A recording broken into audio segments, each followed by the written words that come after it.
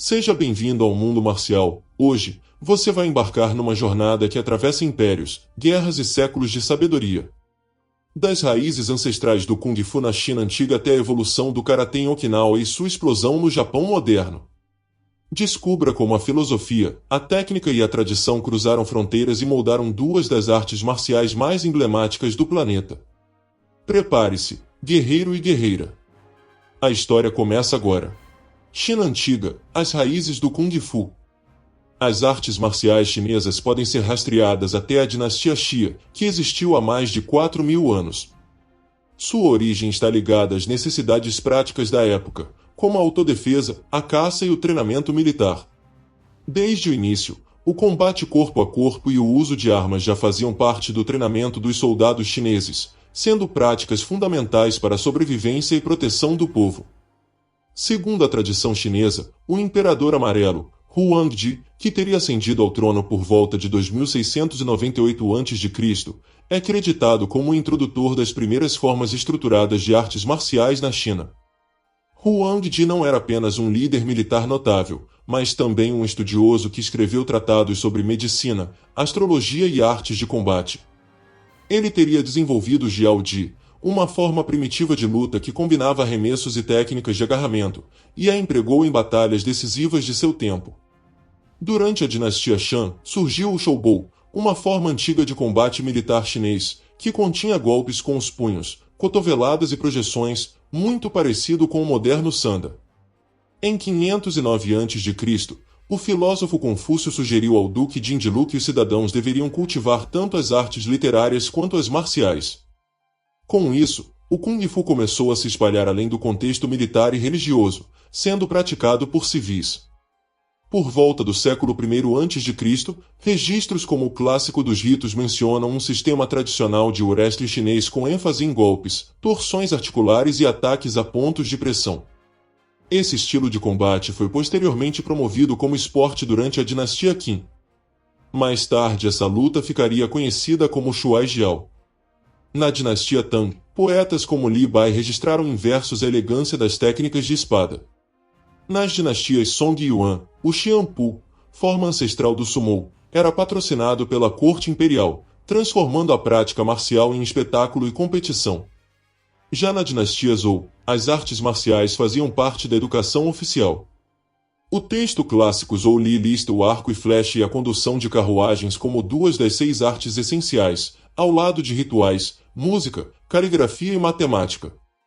Assim, antes mesmo do surgimento das escolas de Shaolin, a China já contava com séculos de tradição marcial, marcada por influências filosóficas, médicas e espirituais, que moldaram o Kung Fu como uma das artes mais ricas e complexas da história da humanidade. O nascimento do Templo Shaolin, tradição e transformação.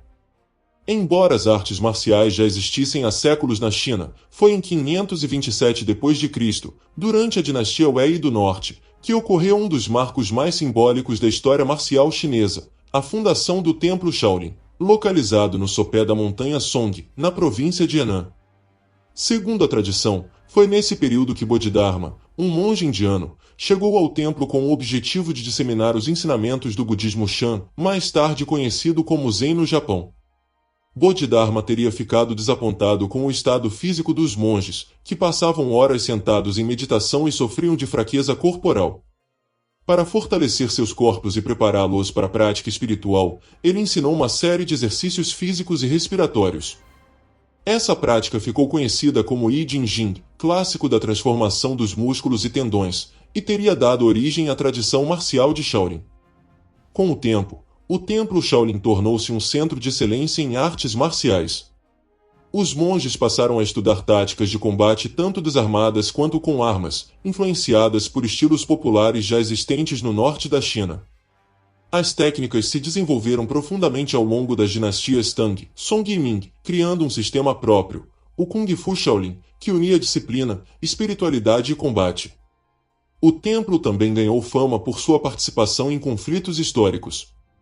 Durante a dinastia Tang, por exemplo, os monges foram chamados para ajudar o imperador em batalhas, solidificando sua reputação como guerreiros leais e eficazes. Essa fase consolidou o Kung Fu não apenas como ferramenta de autodefesa, mas como caminho espiritual, moral e filosófico. Okinawa e o encontro com a China, a semente do Karatê. Em 1372, a história do Kung Fu se entrelaça com o destino de uma ilha a centenas de quilômetros da China continental, Okinawa. Neste ano, os governantes do arquipélago Ryukyu, do qual Okinawa fazia parte, estabeleceram relações diplomáticas e comerciais formais com a dinastia Ming da China.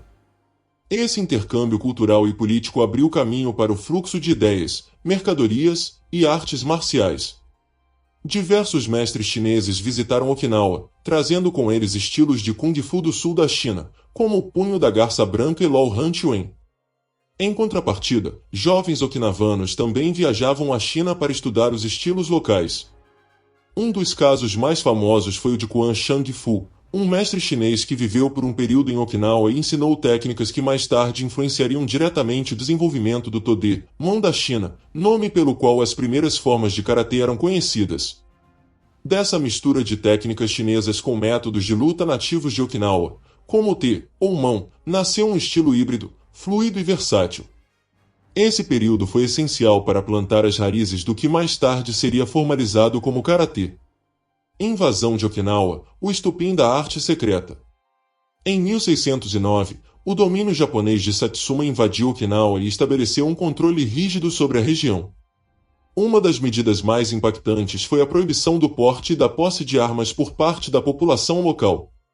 Essa política forçou os habitantes de Okinawa a desenvolver e aperfeiçoar técnicas de autodefesa com o que tinham à disposição, o próprio corpo e ferramentas agrícolas. Foi nesse contexto de repressão que os praticantes de Tode começaram a treinar em segredo, muitas vezes sob o manto da noite ou em áreas isoladas. A arte marcial se tornou mais refinada, direta e eficiente. Técnicas como golpes rápidos, chutes precisos, torções e bloqueios curtos foram aperfeiçoadas, visando máxima eficácia em combate real. Nessa época, surgiram três principais centros de desenvolvimento da arte marcial em Okinawa: Shurite, Nahate e Tomarite, cada um com suas particularidades técnicas e estratégias. Esses três estilos seriam os precursores diretos dos estilos modernos de karatê: Shotokan, Goju-ryu, Shito-ryu e Vado-ryu. Além disso, o uso de Kobudo, técnicas com bastões, tonfas, foices e outras ferramentas adaptadas como armas, também se intensificou, como forma de compensar a falta de armamento tradicional. Karatê no Japão, o caminho da mão vazia. A história do karatê dá um salto decisivo em 1922, quando o mestre Jishin Funakoshi, um educador e artista marcial okinavano, é convidado a demonstrar sua arte em Tóquio durante um evento promovido pelo Ministério da Educação japonês. A demonstração impressionou o público e, especialmente, os educadores japoneses, que viam no karatê uma excelente ferramenta de disciplina e formação moral para os jovens. Funakoshi decidiu permanecer no Japão para ensinar e promover o que ele passou a chamar de Karate-do, literalmente, o caminho da mão vazia. Ao substituir o caractere chinês To, China, por Kara, vazio, ele sinalizou uma mudança importante. O karatê deixava de ser uma arte chinesa para se tornar uma filosofia de autodesenvolvimento japonesa, influenciada pelo Bushido e pelo Zen.